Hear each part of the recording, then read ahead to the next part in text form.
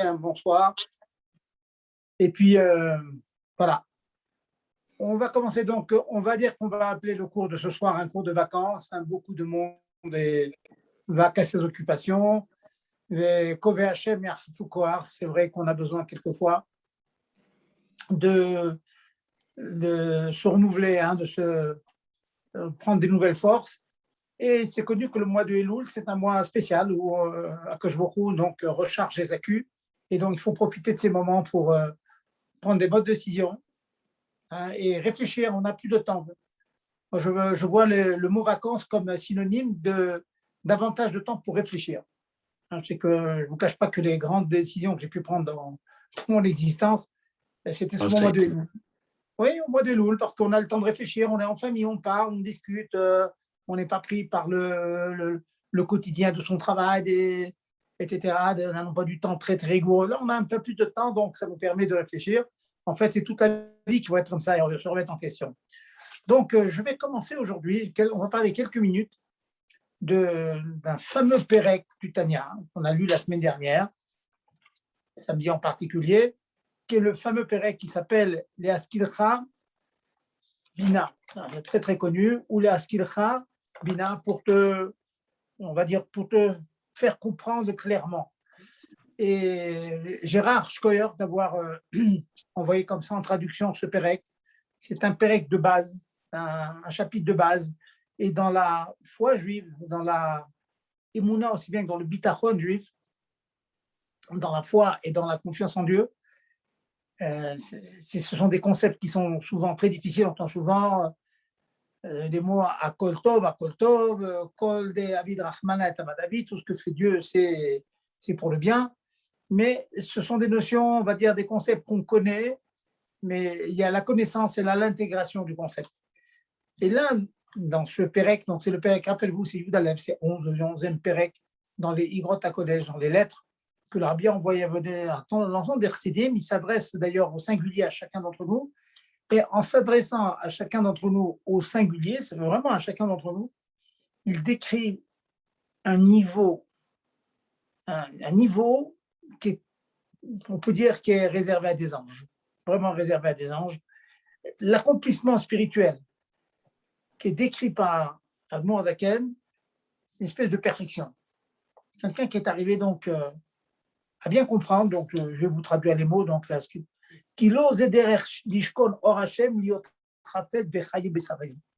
c'est pas en désirant une vie matérielle, même les Shem Shamaïm, même pour nourrir sa femme et ses enfants, eh bien, ce niveau-là, c'est pas comme ça qu'on fera régner la présence divine.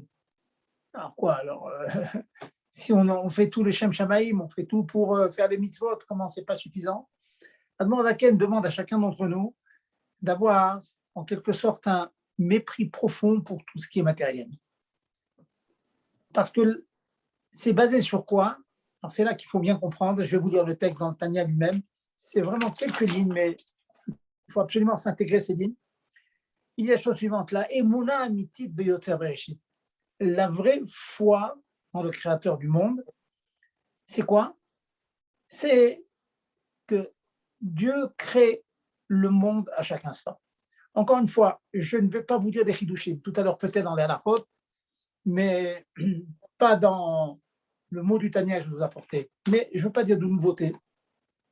Je veux dire des choses que vous avez certainement entendues, mais il faut se le répéter. Si la Torah nous demande tous les jours, par exemple, Ve'ahavta et Hashem lokerat. Tous les jours, on doit dire Kriyat Shema. Tous les jours, on doit dire j'aime Hashem. Pourquoi? Parce que ce sont des choses qui sont dans le cœur. Et dans le cœur, il faut travailler. Il faut ressentir. Il faut arriver au ergesh de la Emouna et du bitachon dans Hashem. Le ergesh, le sentiment, la sensation, ressentir la chose. Au Hashem, on est tous ma'aminim bene ma'aminim. Tous les juifs sont croyants, fils de croyants. Mais il y a la croyance matif qui nous enveloppe. On sait que c'est vrai, mais pas plus que ça. Hein? D'ailleurs, vous connaissez le fameux mot que la Gemara dit, rapporté dans Tanya, que Ganva Fuma Trachta Rahman Akaria, le voleur qui est en train de voler, et il se fait attraper. Aïe, au moment où il se fait attraper, Rahman Akaria appelle Dieu, Dieu Hachem, sauve-moi. c'est une stira minobé, c'est une contradiction interne profonde. Tu es en train de transgresser les paroles divines. Tu es en train de voler. Et au moment où tu te fais attraper, tu fais appel à Hachem. Ça veut dire quoi? Ça veut dire quoi? Tu y crois à Hachem? Tu ne crois pas à Hachem? Comment ça marche? Tu crois qu'il peut t'aider? Tu crois qu'il existe? Alors ne vole pas. Bien, la réponse, elle est toute simple. La réponse, c'est que c'est cette personne-là, hein, sa émouna, elle est makifa, elle l'entoure, elle l'enveloppe. C'est une image pour dire que il y croit, dur comme fer. S'il y a un Nisayon ou Shalom, il est obligé de donner sa vie, il donnera sa vie. Il est prêt à donner. Comme ça, c'est marqué que tout juif est prêt à donner sa vie pour la émouna quand il est mis à l'épreuve. Mais dans le quotidien, ok, on peut s'arranger, on peut voler, on peut faire toutes sortes de choses non permises. Ça veut dire que la émouna, elle ne pénètre pas. Elle est à l'extérieur. Elle est vraie, elle existe. Il est prêt à jurer qu'il y a un Hachem dans ce monde. Il est prêt à jurer qu'en cas de Nisayon terrible, en cas d'épreuve terrible, il donnera sa vie. Mais dans le quotidien, Hachem, il est loin. Il existe, mais il est loin. Voilà. Pendant que tu es en train de voler, hein, tu es en train de faire un tunnel dans une maison pour voler, Rahman Akara, tu appelles Dieu. L'Admour Zaken, il veut qu'on fasse exactement le contraire de ce voleur-là. Il veut qu'on vive avec une présence divine, alors qu'on dit les mots, qu'à chaque instant, se répéter. Je me permets de vous dire ça, bon, Hachem, je suis encore dans les montagnes, c'est vraiment des moments en Niflaïm, on peut étudier, on se promène et ça, on macère dans ces idées. On macère aussi avec un nigoun, hein, pour ne pas déranger des voisins. Si vous promenez avec des voisins, vous prenez un écouteur. On m'a donné ça, les enfants m'ont donné un petit écouteur. Donc, je peux me plonger dans un nigoun profond sans déranger les autres. Et on macère ces idées. Alors, je voulais des idées de Zaken dit comme ça. Bechol et verega shemit abim kol abrouim. À chaque instant, Akadosh remet à l'existence toutes les créatures, toutes les créations qu'il a fait depuis Shechet et Bereshit. Yeshmein ex nihilo. Et les mechayet akol. Ou ksheit bonen adam beomek kavanato. Ces mots, j'insiste. Hein, j'ai envie de vous dire, vrai, hein, vous êtes avec moi, peut-être pas nombreux, c'est les vacances, mais c'est de la halakha que je vous fais. Parce que la halakha, c'est quoi là?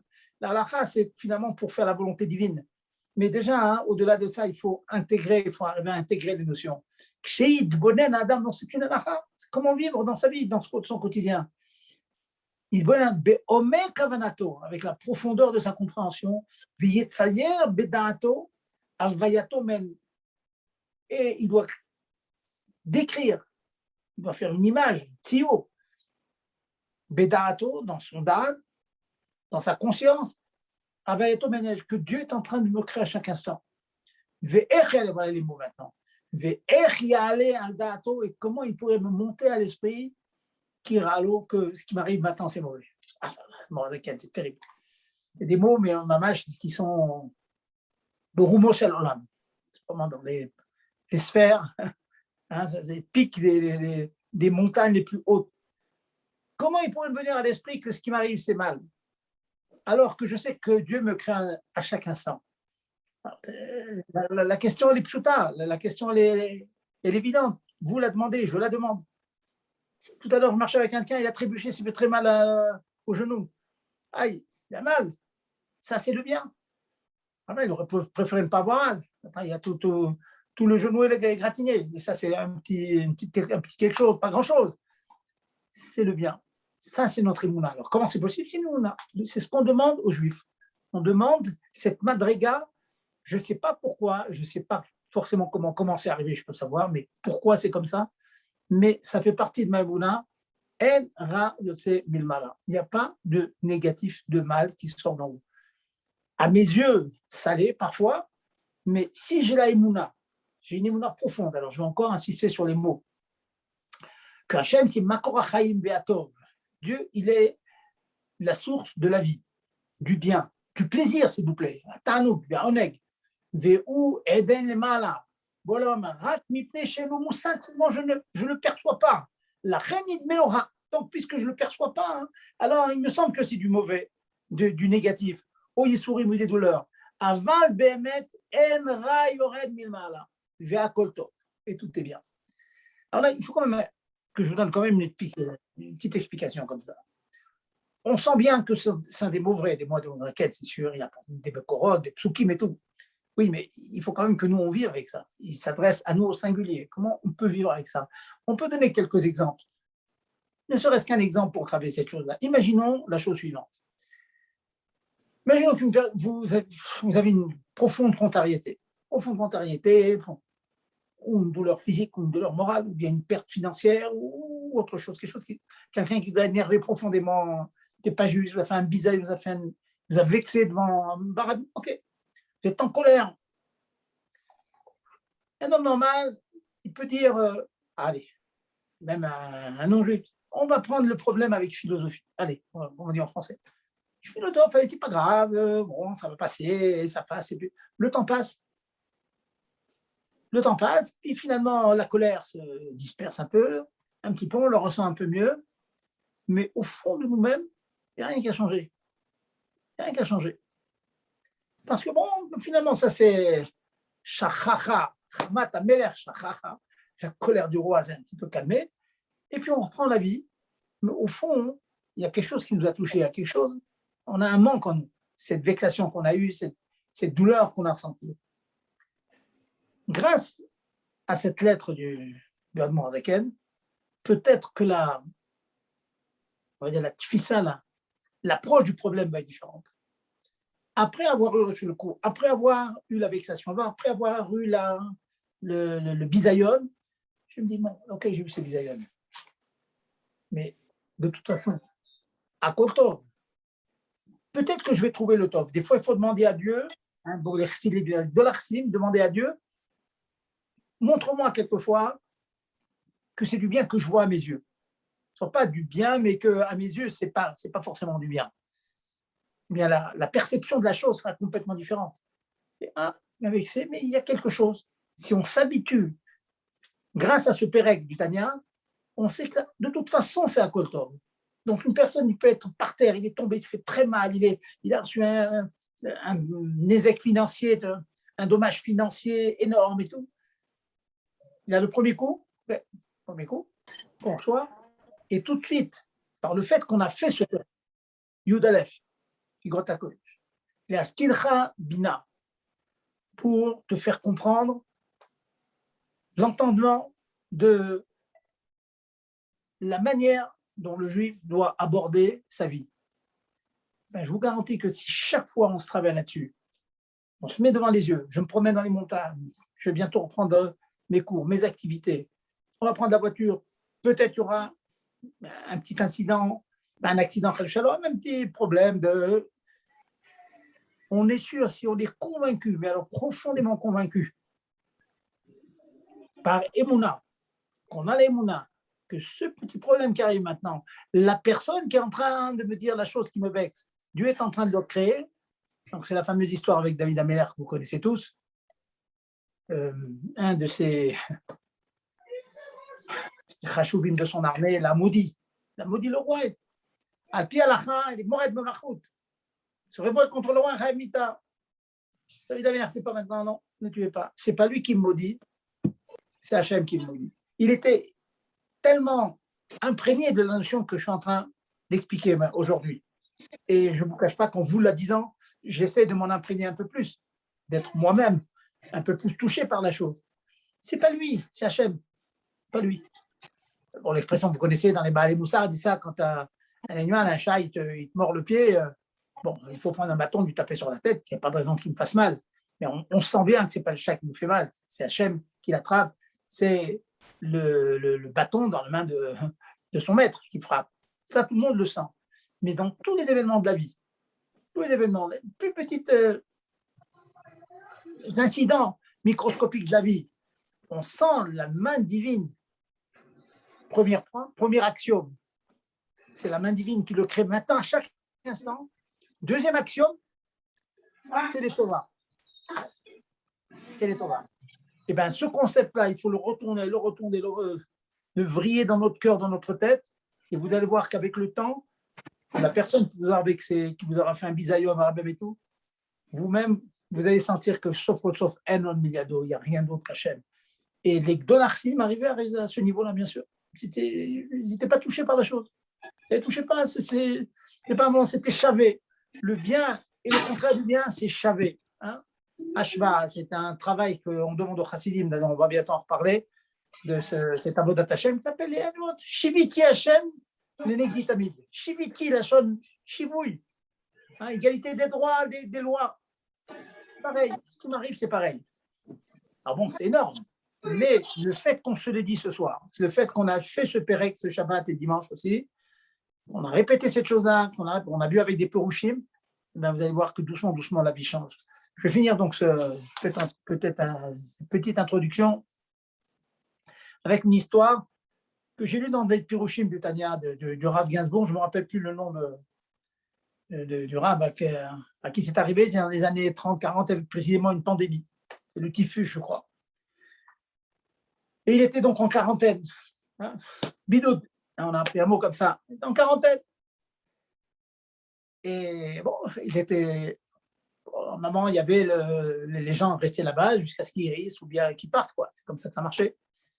Hein, il n'y avait pas trouvé de vaccin à l'époque. Donc, ils étaient en quarantaine. C'était au moins, ils ne pouvaient pas contaminer les autres. Et ils espéraient tous que Dieu allait faire en sorte qu'ils soient parmi les quelques-uns qui allaient rester vivants. Il avait un ami, ce Rav. C'est dommage que je n'ai pas le nom du Rav. C'est toujours mieux d'expliquer le nom, mais c'est une histoire connue. Vous-même pouvez me trouver les références peut-être. Il s'est dit, écoute, je peux rien faire pour mon ami, ce que je vais faire, je ne peux pas rentrer dans le camp à cause de la quarantaine, interdit. Je vais aller près du camp, de l'autre côté du mur, et à haute voix, je vais lire le Pérec Yudalef ou le Askil Chabina, qui l'ose aderer Kishkon Or Hashem. Et pendant des jours, et pendant des semaines, pendant des mois, il a dit à haute voix ce Pérec. Extraordinaire. Extraordinaire. Finalement, au bout d'un certain temps, le Rav qui était contaminé, donc, est sorti, il a guéri. Et il a raconté lui-même, il a fait Farbringen, il a réuni ses amis, etc. Il a dit, ce qui m'a sauvé, la émona, le bitachon que j'ai pu acquérir pendant ces mois de bidoud, pendant ces mois de quarantaine, c'est précisément parce que j'ai entendu une voix derrière le mur qui me récitait que En Ra Yored Milmala et qui me répétait ce chapitre du Tanya que je connaissais par cœur. Mais l'entendre de la bouche d'un autre, c'est rentré en moi, ça m'a pénétré. J'étais convaincu que tout ce qui m'arrivait, c'était pour le bien. Et alors, et là, je ne vais pas finir sans vous dire les derniers mots du Admor Hazaken, qui dit comme ça à la fin, il dit comme ça, il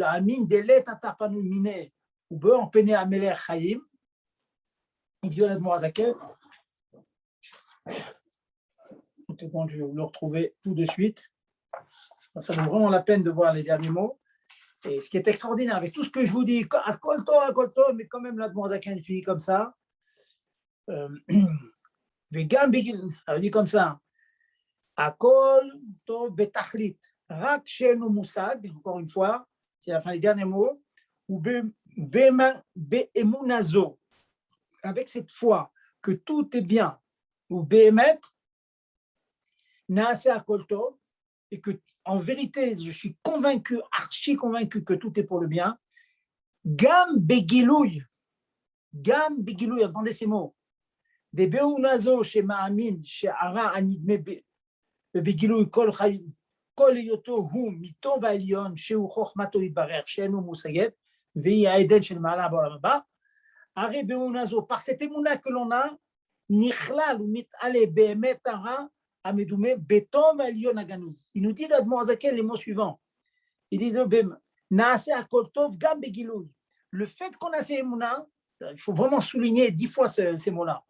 Ou Belazo Behemet, par cette émouna que tout est pour le bien, Naase Akol Tov Gam Begalouy, Begilouy, chez Bemunazo, chez Mamin, chez Aranim Melo, du fait que j'ai émouna que ce rail est bien pour moi, eh bien Begilouy, ça veut dire comme ça. Ça veut dire fini. C'est comme en quelque sorte, c'est comme une espèce stiraminouvé. D'un côté, tu nous dis que toutes les choses délicates, les choses qui sont négatives, c'est pour le bien. Et plus je suis convaincu de la chose, et plus je vais voir Begilouy que c'est vrai. C'est extraordinaire. Ça veut dire que finalement, la promesse qui nous dit, c'est que finalement, on va arriver à un bien que l'on voit avec nos yeux. Et comme vous savez très bien, toujours le rabbi, quand il parlait de ça, il finit toujours nous souhaiter à tous un bien à nigler, vaniré, un bien que l'on voit avec nos yeux, pas un bien qu'on doit faire tout un pile-poule, on doit faire toute une macérette pour savoir que ce bien-là, eh bien, il est positif pour moi. Non, que je vais le voir avec mes yeux, que toute cette situation négative, comme toute l'histoire que vous connaissez, Nahum Gamzo, bon, qui a trouvé son trésor remplacé par des pierres, et finalement, ce sont des pierres qui ont fait gagner le combat. Comme ça, il est rentré dans les grâces de l'empereur.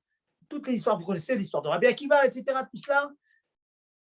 Le résultat, c'est que finalement, cet émouna, que toutes les choses négatives sont pour le bien, fera qu'on verra avec nos yeux que c'est que du bien.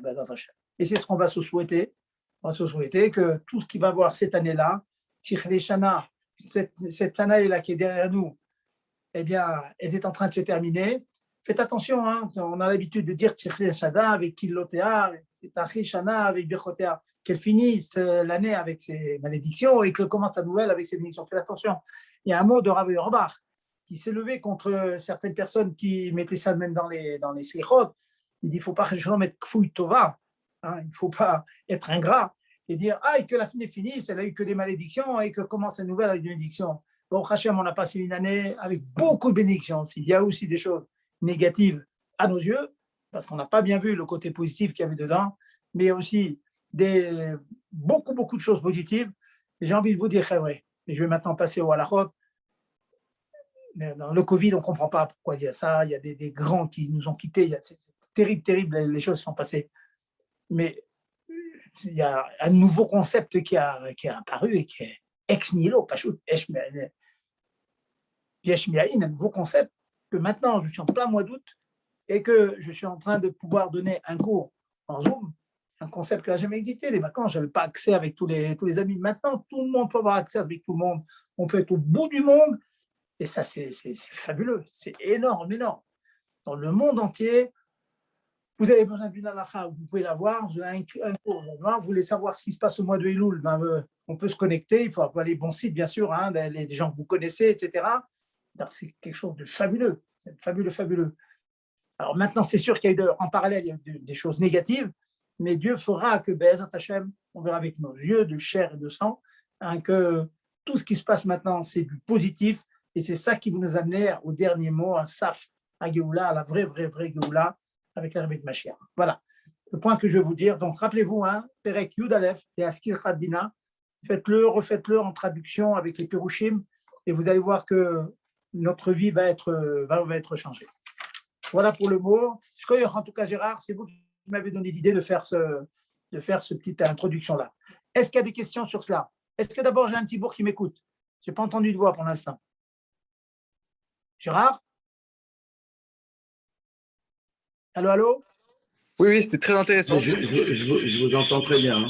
Vous m'entendez, hein? Très bien. Absolument. Gérard, je vous dis un grand shkoyach. C'est grâce à vous que j'ai fait cette introduction. C'est bien que vous ayez envoyé ça au Hébré. C'est vraiment la source chassidique, c'est la vision chassidique de la vie. Et la vie, elle est différente avec ça. Sachez que la vie est différente. Un juif de Tour Bessimcha, il n'y a pas de chorma. Il faut qu'on voit. Et je vois certaines. J'ai rencontré une certaine personne là, que je n'ai pas vue depuis une trentaine d'années. Et tout le monde dit, ah, mais il n'a pas changé, il n'a pas changé. Il est toujours. Alors, j'ai souri parce que la personne en question dont on parlait, il a beaucoup changé. Il avait la barbe noire, maintenant il a la barbe blanche, il a beaucoup vieilli, etc. Mais pour les gens, il n'a pas changé. Pourquoi? Parce qu'il avait la même vitalité, la même vigueur, le même enthousiasme. Et quand on a l'enthousiasme, la vigueur, alors il n'y a pas d'âge. On continue. Hein, quand on aime Hachem, hein, on ne compte pas les années. Hein, on ne fait qu'avancer, avancer encore. Et comme on l'avait dit, à 70 ans, chez Bimchana, il a demandé 70 nouveaux mosdot et ainsi de suite, ça continuait jusqu'à Biad Mashiach Bezat Hashem. Voilà donc quelques mots de Chizouk, hein, pour ce mois de Elul. Hein. Et Gérard, sachez que j'ai beaucoup pensé à vous cette semaine parce que vous m'avez demandé, mais alors qu'est-ce qu'on fait pour sentir maintenant que le Améler va s'aider? Et vous vous rappelez ce que je vous ai répondu? Je vous ai répondu, repensez aux 4 psukim que que je parle ni de Zevideli, Bina le Yado, eh ben, en vous disant ça, sachez que toute la semaine, je repensais à ces psukim. J'ai redonné un shiur, je les ai répétés. Je me promenais dans les montagnes et je répétais tous les inyanim. Et donc, j'ai été makpid d'ajouter dans le Zaka. J'ai été makpid de faire Hachem Ori Veishi. J'étais makpid sur chaque point. Et je peux vous garantir que j'écoutais. Je parle encore de moi, je m'excuse, mais bon, on est entre nous. Hein, on est entre nous. Je vous garantis que j'écoutais des nigoudim. Les nigoudim, ils me transperçaient beaucoup, beaucoup, beaucoup plus que d'habitude. Je sentais vraiment que Hachem est avec nous. Pas chaud. Essayez. À force de répéter, ça rentre. Ça rentre. Les nigoudim, c'est des nigoudim qu'on aime bien, qu'on aime bien. Mais vous savez, vous l'écoutez des fois, ils vous transpercent. Ils sont, on sent la présence divine, on sent qu'il est avec nous. La répétition est la reine des compétences. Quand on répète, ça s'introduit, ça se grave en nous. Voilà. Khazak. Khazak. Voilà. Donc maintenant, bon, il faut quand même qu'on revienne à nos halachot. On sait que Akash Baruch Hu, il est dans les Arba Amot de la halacha. Donc on approche doucement des Chagim. Je vais vous dire encore une fois quelques halachot fondamentales des Chagim dont on a besoin. Et je pense que dans les semaines qui nous restent, sur Rosh Hashanah, on va reprendre en détail les Chot Yom Tov et tout ce dont on a besoin. Mais déjà, des choses dont on a besoin.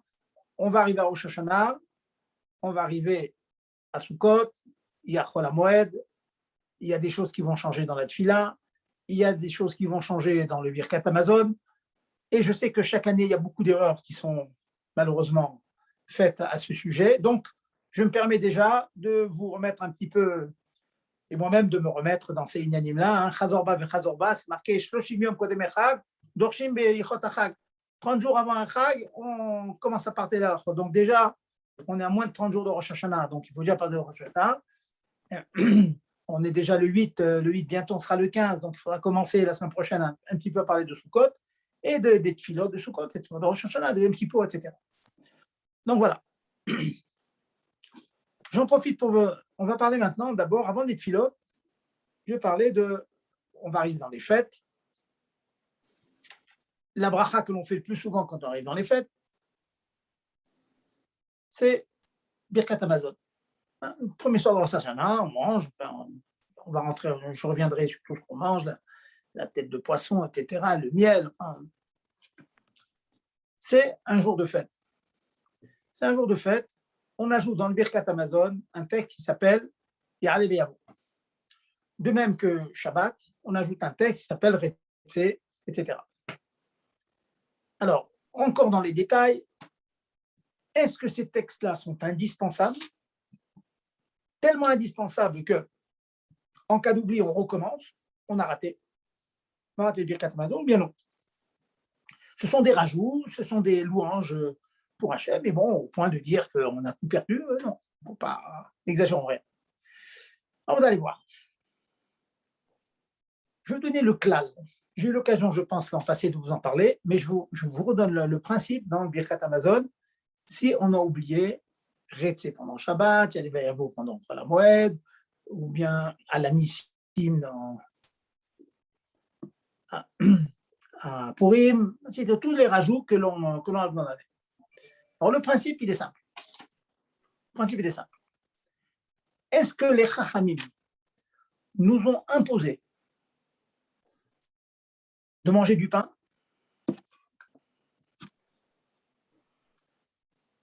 Est-ce que Chachamim nous a imposé de manger du pain ou non?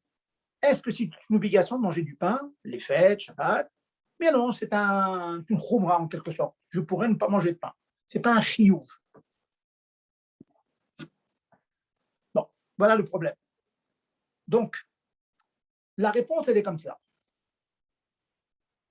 Quand les Chachamim ont ajouté un texte pour être meyachet, pour faire en sorte que le Birkat Hamazon de Shabbat, de Yom Tov, de Chol HaMoed, de Rosh Hashanah, de Kippur, pour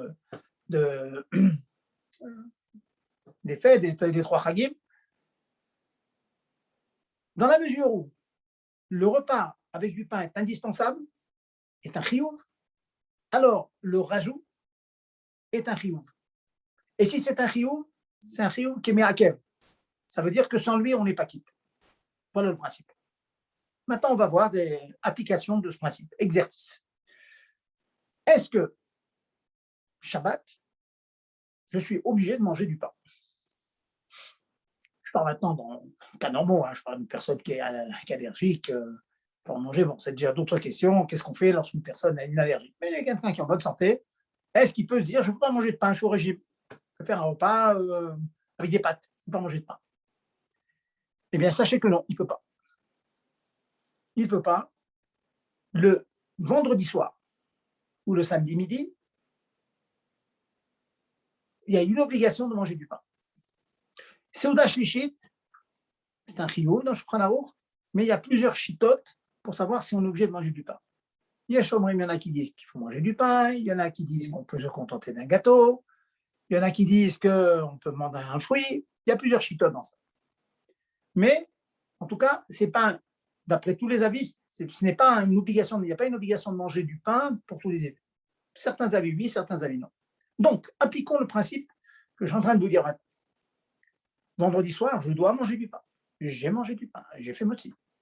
Donc, ça veut dire, puisque je suis obligé de faire motzi, donc le rajout en question n'est pas facultatif. Ce n'est pas que j'ai le loisir de dire, je ne veux pas manger de pain et donc je ne ferai pas le rajout. Non, tu es obligé. Donc, le rajout de Retzet Shabbat, tu l'as oublié, tu recommences Birkat Hamazon. J'avance. Quel est le din? Yom Tov. Est-ce que Yom Tov, j'ai une obligation de manger du pain le soir ou le midi? Eh bien, la réponse, c'est que oui. Je suis obligé de manger du pain. Ça fait partie du Oneg Yom Tov, Oneg Shabbat. Je dois manger du pain. Donc, si à Sukkot, disons, ou à Shavuot, le soir, j'ai oublié de dire Ya'aleh Veyavo, dans la mesure où j'avais l'obligation de manger du pain, et donc j'avais l'obligation de faire Ya'aleh Veyavo, de faire Birkat avec le rajout, ben ce rajout est Me'akev, il est indispensable. Je recommence ce Birkat Hamazon si je n'ai pas dit Ya'aleh Veyavo. Vous voyez, le principe est simple. Il y a quelques exceptions que je vais vous dire tout de suite. J'avance. On a parlé de Shabbat, on a parlé de Yom Tov. Disons, Rosh Chodesh. Est-ce qu'il y a une obligation, il y a un chiyuv de manger du pain à Rosh Chodesh? Réponse, non. C'est une bonne chose. C'est bien de prendre du vin, c'est bien de prendre d'ajouter quelque chose par rapport à l'habitude, mais il n'y a pas un chiyuv, en tout cas, pas d'après tous les avis, de manger du pain. C'est une bonne chose, mais ce n'est pas obligatoire. Pas un chiyuv. Dans la mesure où ce n'est pas un chiyuv, malgré le fait que nos chachamim nous ont demandé de dire Ya'aleh Veyavo à Rosh Chodesh, si on oublie, on n'est pas obligé de recommencer. Et j'avance. Chol HaMoed. Est-ce que Chol HaMoed, il y a une obligation de manger du pain? Je ne parle pas du Yom Tov. La réponse, c'est non. C'est une bonne chose de manger du pain. À Sukkot en particulier, c'est bien de manger du pain parce que ça nous oblige à manger mi-karadine d'après tout le monde dans la souka. Bon, on mange tout dans la souka, mais si on mange du pain, ça c'est une obligation, c'est pas une khumra. Donc, Chol HaMoed, si j'oublie Ya'aleh Veyavo, eh ben, je suis obligé de recommencer. Oui, c'est bon de savoir cette deuxième chose. Obligé, dans la mesure où je ne suis pas obligé de manger du pain. Je ferai un petit topo général tout à l'heure, quand j'aurai fini. Eh bien, je voulais dire que il y a une exception à cette règle chez Chabad. Discussion dans les poskim, je vous donne le psak du Admor HaZaken. Le psak du Admor HaZaken, c'est que le midi de Rosh Hashanah, midi seulement, pas le soir. Si on oublie Ya'aleh Veyavo, on n'est pas obligé de recommencer Birkat Hamazon. Waouh, ma pitom, qu'est-ce qui se passe? Bien, sachez pourquoi, parce que d'après certains avis, on pourrait jeûner le jour de Rosh Hashanah. Rosh Hashanah, c'est Yom Hadin, c'est un jour sérieux, il y a une muraïde. On aurait le droit de jeûner, alors que s'il est interdit de jeûner un jour de Yom Tov, normalement, Sukkot ou Shavuot, interdit. Rosh Hashanah, certains avis pensent que oui, on pourrait jeûner. Dans la mesure où on pourrait jeûner, donc d'après ces avis, on n'est pas obligé de manger du pain. Si on n'est pas obligé de manger du pain, donc le rajout de Ya'aleh Veyavo n'est pas obligatoire. Donc, pour être rochèche, on fait attention à ces avis, il tranche Admor HaZaken que si on a oublié, tâchez pas de l'oublier, c'est une ségoula de faire ses halachot pour ne pas oublier. Mais si on oublie, eh bien, sachez que vous n'êtes pas obligé, chez Chabad en tout cas, hein, c'est Mishnah Berurah et tout, moi je vous apporte le Psak Chabad. Donc, si on a oublié, il y a Alev Yavo, le midi de Rosh Hashanah, c'est la seule exception, dans la mesure où on pourrait jeûner, donc le pain, d'après ces avis, n'est pas obligatoire, donc on n'est pas obligé de recommencer Birkat Hamazon. Alors vous allez me demander, mais le soir, alors si on peut jeûner, pourquoi le soir de Rosh Hashanah c'est différent? Ben, c'est tout simple, c'est parce que le soir de Rosh Hashanah, il y a une obligation de faire Kiddush. Comme il y a obligation de faire Kiddush, donc en Kiddush, Bimkom Seuda, donc il faut faire une Seuda, donc on ne peut pas jeûner le soir.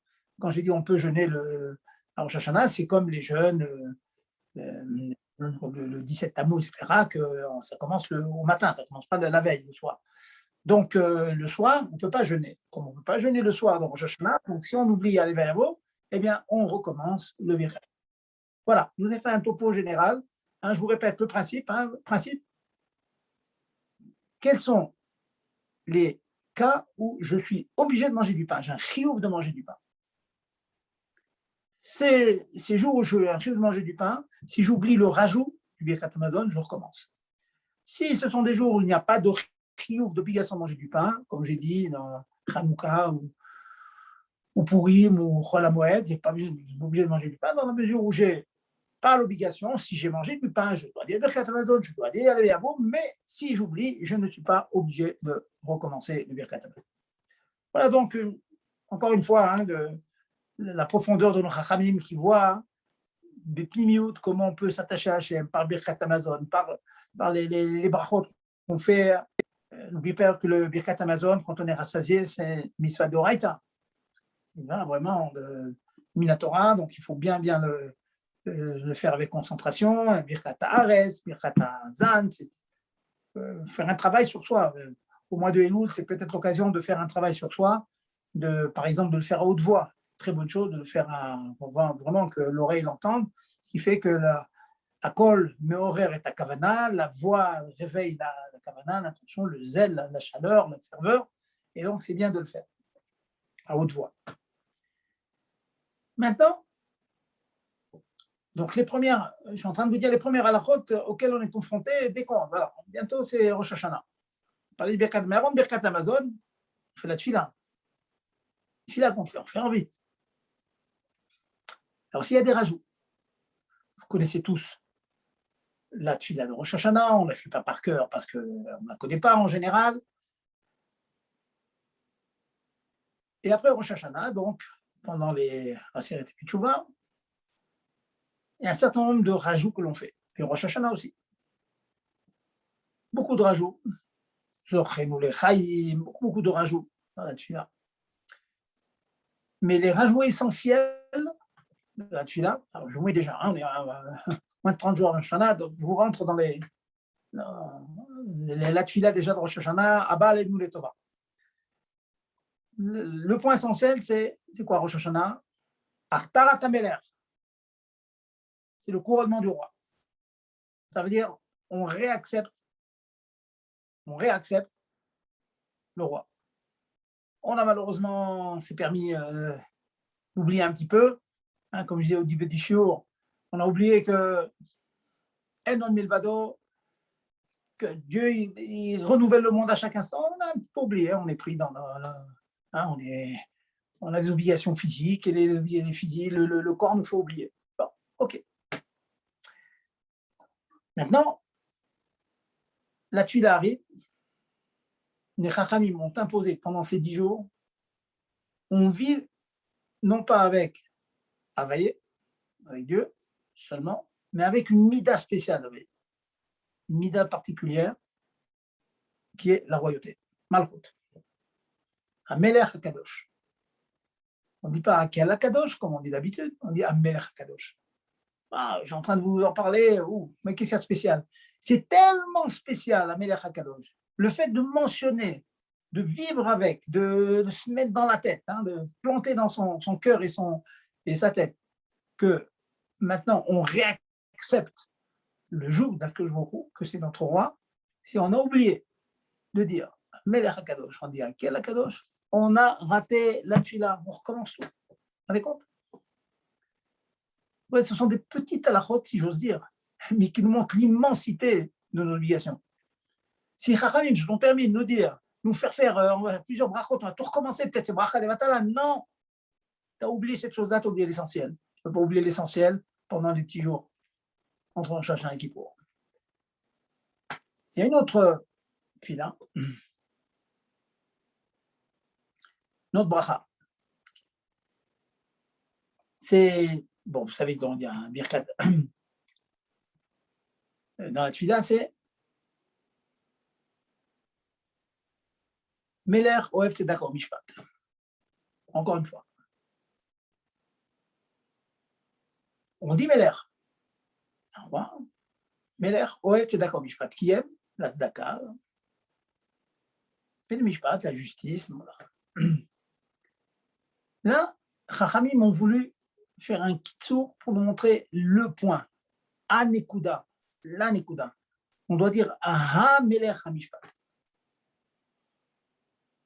Pas seulement Meler Oev qui aime le tzedaka Mishpat. C'est le roi. Améler, c'est le roi de la justice, le roi. Et en quelque sorte, on le diminue en ajoutant des adjectifs ou en disant oh, c'est d'accord, il l'aime. Non, c'est vrai qu'il l'aime seulement. Il n'est que, c'est le roi de la justice. Extraordinaire. C'est tellement important de dire ce mot-là, de ne pas l'oublier, que si vous êtes en pleine Amida, vous avez fait encore 1, 2, 3, 4 brachot après Améler HaMishpat, et vous avez dit ouais, c'est d'accord, Mishpat, vous revenez à cette bracha-là, vous la corrigez. Vous allez peut-être dire entre-temps 3, 4, 5 brachot des Vatala, ce n'est pas les Vatala. Il manque l'essentiel, donc vous recommencez. Je ne dis pas toute la mida, attention. Vous reprenez la bracha de Améler HaMishpat. Et si vous avez fini toute la mida, là je parle maintenant qu'il est encore dans sa mida, même qu'il va recommencer 3, 4, 5, c'est pas grave. Si maintenant il a tout fini, il a dit Melech Oev Tzedaka Mishpat, il n'a pas dit Améler HaMishpat. Et s'il recommence tout comme Améler HaKadosh, alors là, il y a une grande discussion entre le Mechaber, le Bet Yosef et le Rama. Pour les Sfaradim, il recommence tout. Pour le Rama et Admor Zaken, il est possède comme ça. Il est possède que non. Dans la mesure où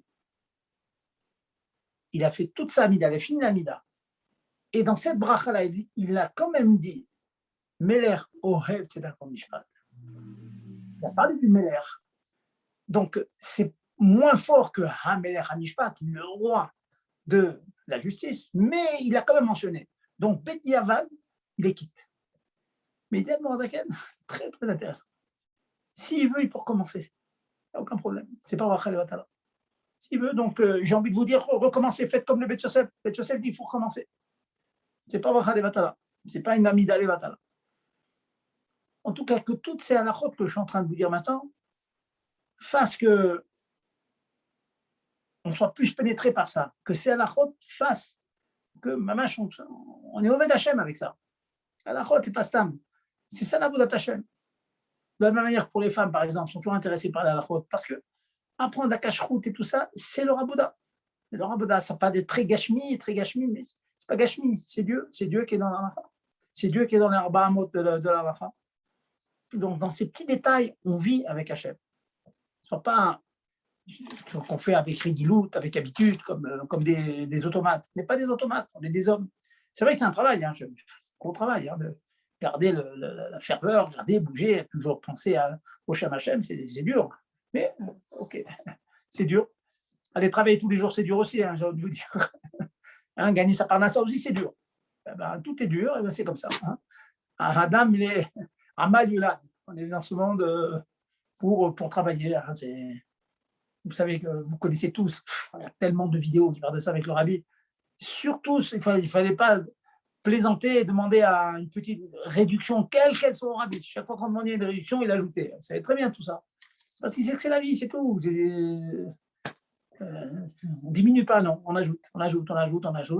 Et puis, c'est comme ça que ça marche. Et Dieu donne les kochot, c'est tout. On a le rabbi qui est un exemple pour nous. Et on connaît cette histoire avec le Rav Shenzal, qui a fait le Talmud de Yerushalmi, Babli, un pirouche sur le Tanya, un tas de livres et tout. Il a demandé au Rabbi une petite réduction parce qu'il n'en pouvait plus. Le Rabbi a dit, tu l'as ajouté. Il a fait une vidéo avec ça. Voilà, donc c'est notre avoda. Alors, maintenant, pour conclure dans toutes ces petites halakhot, elles sont petites, mais en fait elles sont immenses parce que c'est la volonté divine. Dans la tfila, je vais parler du Birkat Hamazon. Birkat Hamazon, quand j'ai de manger du pain. Enfin, maintenant, dans la tfila, je viens de rapporter les 2 brachot qui sont indispensables et qui nous obligent à recommencer. Maintenant, Chol HaMoed, comme Rosh Chodesh, on ajoute dans la Hamida Ya'aleh V'Yavo. Je pense que vous savez que Rosh Chodesh, si on oublie Ya'aleh V'Yavo, le matin et à Mincha, l'après-midi, on recommence la Hamida. Le soir, on ne recommence pas. Parce que le soir, on n'était pas Mekadesh la Levana, donc le soir, on ne recommence pas. Chol HaMoed, ce n'est pas comme ça. Chol HaMoed, il faut dire Ya'aleh V'Yavo aux 3 tfilotes de Chol HaMoed, la moed de Sukkot. Et si on oublie même le soir, on recommence. Le Ya'aleh V'Yavo de Chol HaMoed, il est indispensable. Puisqu'il est indispensable, donc si on l'a oublié, on recommence. Je viens de vous dire aussi que Rosh Chodesh, le matin et l'après-midi, c'est indispensable. C'est le soir seulement. On n'est pas obligé de recommencer. Alors, Chol HaMoed, comme je viens de vous dire, les 3 tfilotes, on recommence. Il y a une particularité, écoutez bien ça, une particularité dans le matin de Rosh Chodesh. Admor Zaken, il a un psak. Ça aussi, c'est une discussion dans les poskim. Je vous donne le psak du Admor Zaken. Si vous voulez celui du Mechaber, je peux vous le donner, mais enfin, pour l'instant, je vais m'en tenir à Admor Zaken.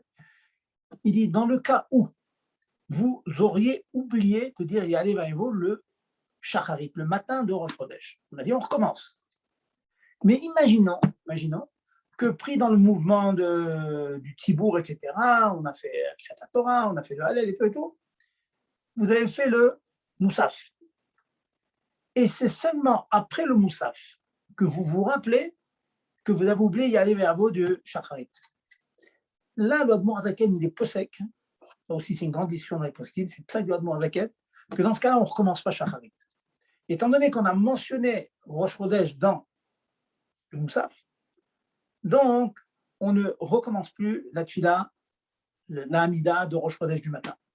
Donc, ce que je disais tout à l'heure, qu'on recommençait la Hamida de Rosh Chodesh du matin, c'est seulement si on n'a pas encore fait le Moussaf. Et si on a fait le Moussaf, on n'est pas obligé, on ne recommence pas la Hamida du matin.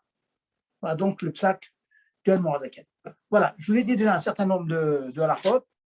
Maintenant, je vais voir, j'attends vos questions. Il faudra d'abord si vous avez été bien attentifs et si vous voulez ajouter quelques détails à tout ce que je viens de dire. Allez-y, je vous écoute. Moi, j'ai une question, s'il vous plaît. Oui.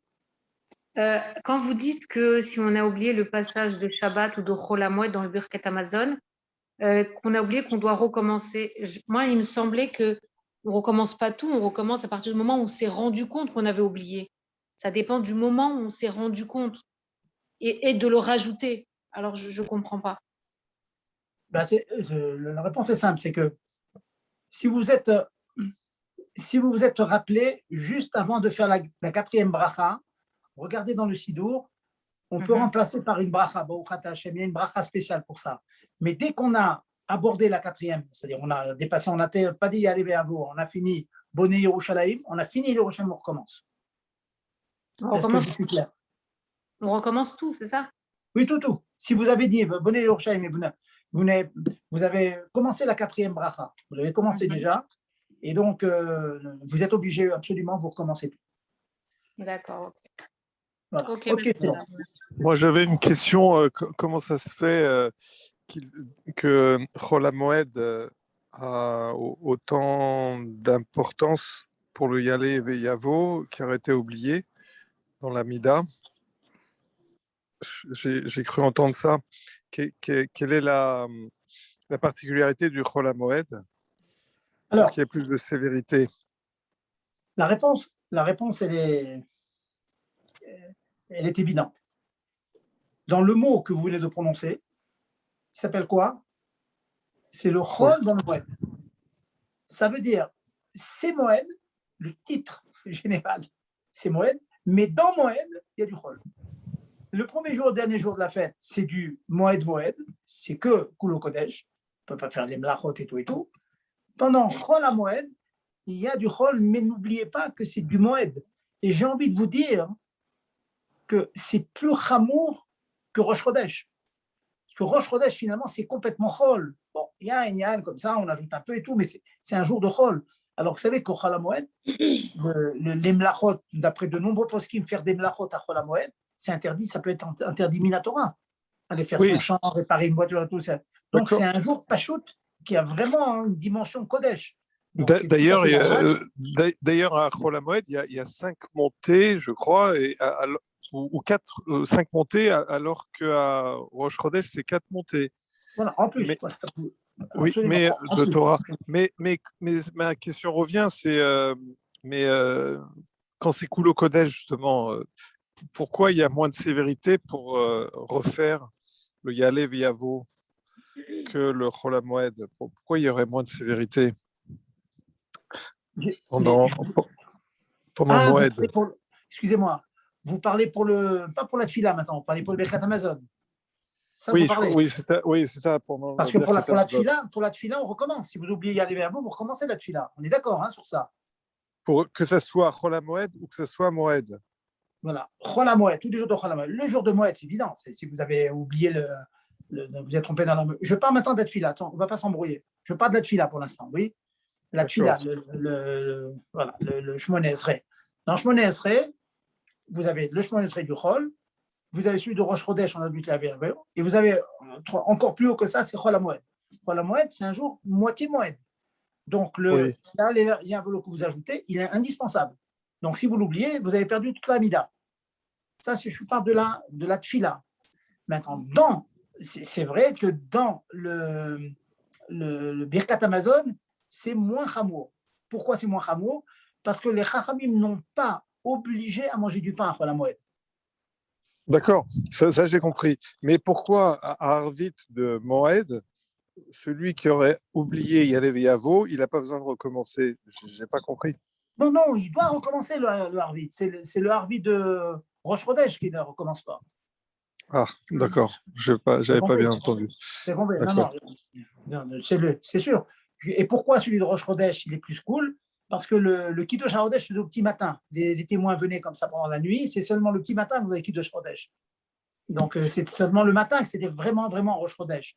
Donc, bien que maintenant, on le fait quand même le soir, mais le vrai, c'est le matin. Alors que Chol HaMoed, il suit le Moed. Le Chol HaMoed de Pessah, il vient après Pessah. Donc, le soir, c'est déjà Chol HaMoed, c'est évident. Et le Birkat, alors maintenant au Birkat Hamazon de Moed, du soir, puisque Moed c'est une obligation d'avoir une Séouda, alors c'est obligatoire de recommencer si on a oublié Yalev Yavo? Absolument. Tous les Moedim et Rosh Hashanah compris, sauf, je vous ai expliqué, si vous avez bien suivi, le midi de Rosh Hashanah. D'accord. Vous vous rappelez pourquoi? Vous vous rappelez pourquoi le midi de Rosh Hashanah? J'ai pas entendu. Sont-le quoi? Sauf le midi de Rosh Hashanah. Ah, sauf le midi. Oui, midi, parce que le repas du midi de Rosh Hashanah. Parce que ça pourrait être de jeûner. On a le droit de jeûner. Voilà. Oui. Ça, j'ai compris. D'accord. Voilà. Très bien. Merci, Rav. Je vous en prie. Allez, d'autres questions, c'est bien. Je vois que ça vous intéresse, c'est bien. Chazak. Autre question, allez-y. Oui, Rav, une question sur la distinction que vous avez fait tout à l'heure entre le repas du soir et le repas du midi de Rosh Hashanah. Il y a aussi alors, vous avez dit c'est parce qu'on fait un kiddush le soir qu'on doit manger du pain, à la différence du midi, visiblement. La question, c'est du coup, on sait bien qu'on fait aussi un kiddush le midi. Simplement, donc quoi, il a moins d'importance. On pourrait jeûner et ne pas faire ce kiddush-là parce que c'est quoi? C'est un kiddush des Rabbanan alors que le soir, c'est Minatora. Alors, je ne vais pas rentrer dans ces Minatora ou pas, parce que pour Yom Tov, en général, le kiddush, La mitzvah c'est du kiddush, c'est en général pour Shabbat, pas pour Yom Tov. Mais sachez que les Chachamim ont décrété un kiddush pour les fêtes. Il y a un kiddush, Baruch Ata Hashem, on dit une bracha dessus. Mekadesh, Israël, Azmanim et tout. On fait une bracha, on fait un kiddush, on est Mekadesh le Yom. Ce que l'on fait le midi, c'est juste quelques psukim avec juste la Geffen. On ne fait jamais une bracha Baruch Ata Hashem Mekadesh le midi, jamais. Il suffit de le Icar du kiddush, c'est le Boré Père Geffen, c'est tout. Donc, comme je vous ai dit, d'après les poskim qui disent que c'est bien de faire un jeûne à Rosh Hashanah, ce que vous avez appelé le kiddush du midi, eh ben, il s'en va, il n'y en a pas. Et ça manque rien parce que ce n'est pas un vrai kiddush, c'est juste une espèce de cérémonie qu'on fait, comme ça on appelle ça kiddush, pour donner de la chashivut au repas du midi. Mais ce n'est pas indispensable. Par contre, celui du soir, Midi Rabanan, comme Shabbat, c'est un chiyuv minatora, comme on a déjà étudié, un chiyuv minatora aussi bien pour les hommes que pour les femmes, Shamor Vezachor, Zocher, mentionner la Kedusha de Shabbat, pardon, minatora. Pour Yom Tov, c'est Midi Rabanan, mais c'est un chiyuv Midi Rabanan. Comme c'est un chiyuv de faire kiddush, donc c'est un chiyuv de manger. Donc je ne peux pas jeûner. Donc puisque c'est un chiyuv de manger, donc si j'oublie un lever à vous, je recommence. D'accord. Je suis clair? Voilà. Oui, ok. Allez, Donc, autre question. Mais les deux ont quand même pas la même importance, d'accord. Enfin, en tout cas, pas le même contenu, quoi. Voilà.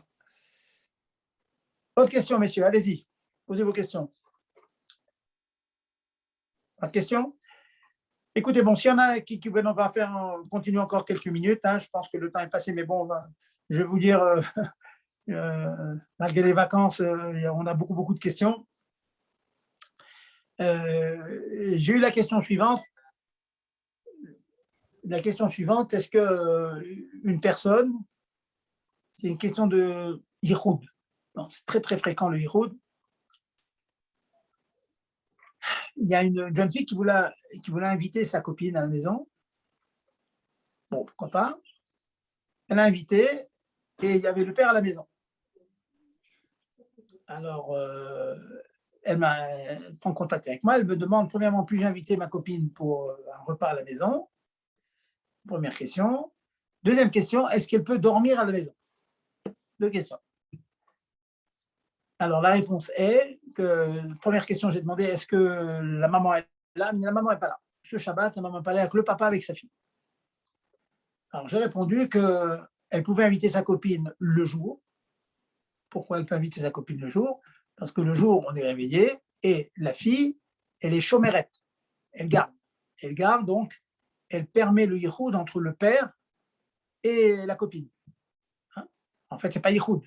C'est mal dit que dire on perd yichud. Ce n'est pas du yichud. Et donc, il y a la fille, donc, elle est chomérette de son père et de sa copine. Par contre, la nuit, on dort. La nuit, on ne permet yichud entre un homme et une femme que s'il y a deux chomrim. Deux, même s'ils dorment. Le haram suppose qu'ils peuvent se réveiller, etc. Donc, deux. Donc, il aurait fallu, pour permettre une telle chose, que dans cette maison, il y ait le père avec deux filles. Si le père avait deux filles, donc les deux filles auraient été chômerettes du père avec la copine, et ça aurait été permis. En l'occurrence, il n'y avait pas deux filles, avec une seule fille et sa copine. Donc, j'ai dit, ta copine, tu peux l'inviter à manger, mais elle doit rentrer chez elle le soir. Elle ne peut pas dormir chez nous. Voilà. Des questions là-dessus? Est-ce que vous connaissez ces halachot? Oui, juste comme ça, dans ce cas-là, si par exemple, si c'est un mari qui dort avec sa femme et en plus la femme elle a invité une copine, est-ce que c'est différent ou est-ce que pareil, il faut deux chomrim? Ça, c'est une bonne question. C'est une bonne question. Et la réponse, elle est positive, c'est permis. Et pourtant, si c'est un problème technique, comme vous avez dit, qu'il y en a un qui dort et qui... Razak, mais je pense que vous avez la réponse, vous devez la sentir. Non, c'est une femme, même en dormant, elle surveille son mari. Oh oui, d'accord. Bah oui, c'est vrai. C'est pas une blague, hein, et pareil pour le mari. Donc ça veut dire que donc si un homme, si un monsieur veut inviter un copain chez lui un Shabbat, il est avec sa femme.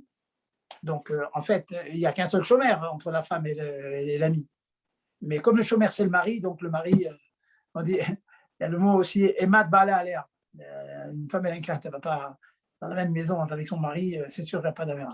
Donc, le mari et d'ailleurs, ça me permet de rebondir sur quelque chose de très intéressant, c'est que quand il y a un couple dans une maison, quand il y a un couple, donc le mari surveille sa femme, la femme surveille le mari, donc le mari et la femme, le couple, c'est considéré comme deux chambres. Donc, il n'y a plus yichoud dans une maison. Dès qu'il y a un couple dans une maison, il n'y a plus yichoud. Parce qu'on a deux chambres qui chacun surveille l'autre, et donc ça nous fait deux chambres qui surveillent les autres. Donc, c'est permis. Il n'y a plus Yichoud, même la nuit, en fait, c'est surtout ça. Même la nuit, ça, voilà, il y a la nuit, absolument. Même la nuit, on a toujours le mari et la femme qui sont là, donc ça fait deux qui surveillent tout le monde.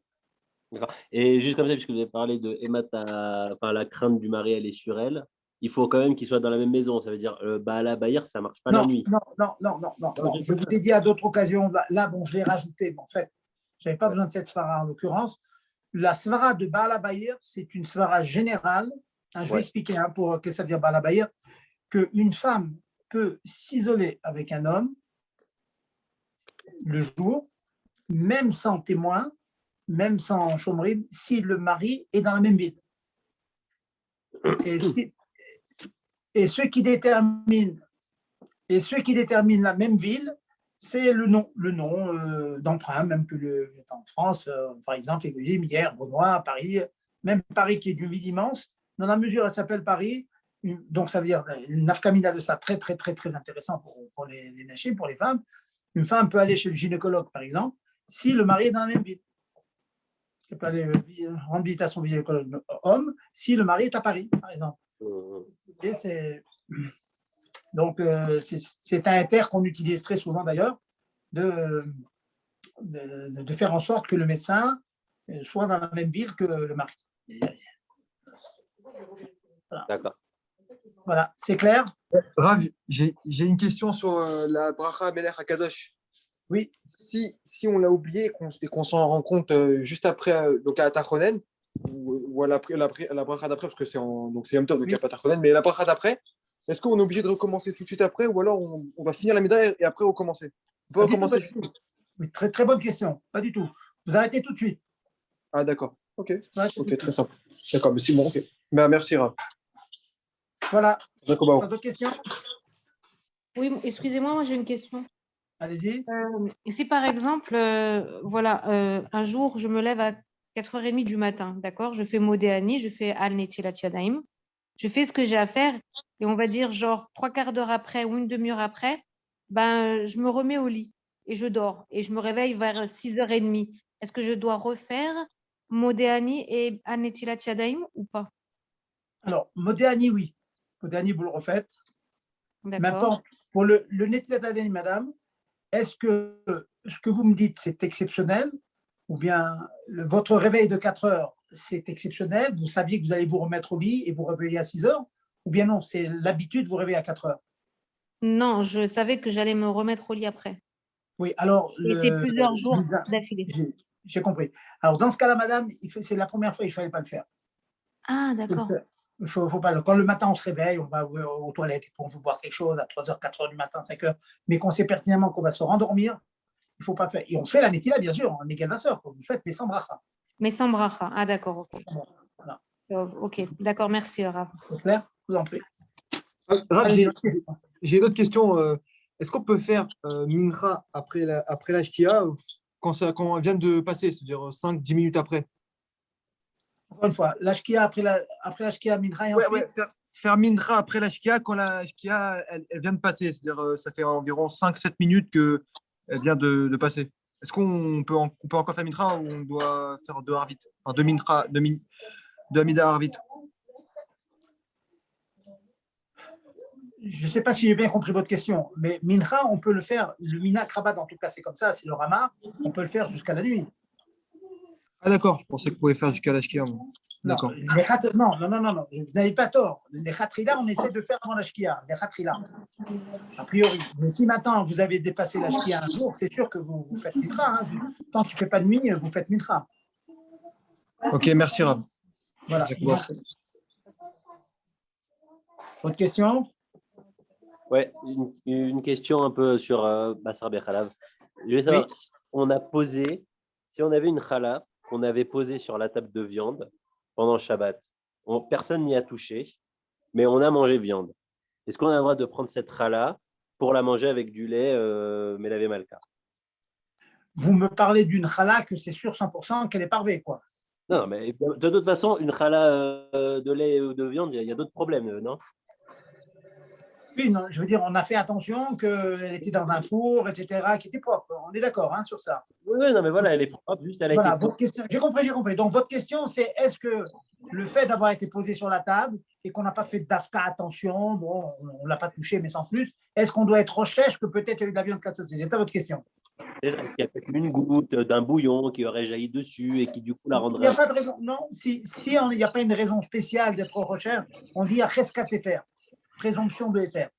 Donc, elle reste parvée. Très, très bien, merci beaucoup. Voilà. Pas d'autres questions?